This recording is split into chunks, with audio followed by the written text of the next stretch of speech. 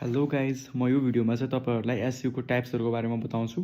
So SEO को mainly चाहिँ तीनटा टाइप्स हुन्छ। एउटा अन पेज एसईओ, अर्को अफ पेज अनि टेक्निकल। अन पेज एसईओ भनेको चाहिँ कुनै पनि वेबसाइटको एलिमेन्ट्सहरु, इन्टरनल आर्किटेक्चर्सहरु र त्यो वेबसाइट भित्रको चाहिँ एलिमेन्ट्सहरुलाई अप्टिमाइज गरेर जुन काम गरिन्छ त्यसलाई चाहिँ हामी अन पेज अप्टिमाइजेसन र अन पेज एसईओ भन्छौँ। र अफ पेज एसईओ भनेको चाहिँ कुनै पनि वेबसाइट भन्दा बाहिर गएर त्यसको अफसाइट इन्गेजमेन्ट्सहरु जस्तै सोशल मिडिया, फोरम वेबसाइट्सहरुको थ्रुबाट, गेस्ट पोस्टिङको थ्रुबाट, ब्याकलिङ्क्सहरुको थ्रुबाट चाहिँ त्यसलाई हामी अप्टिमाइजेसन गर्ने काम गर्छौँ भने त्यसलाई चाहिँ हामी अफ पेज एसईओ भन्छौँ।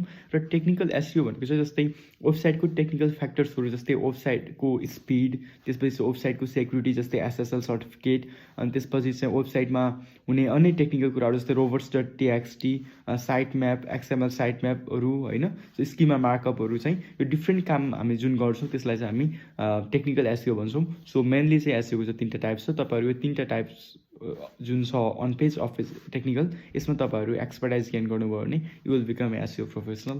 Thank you so much.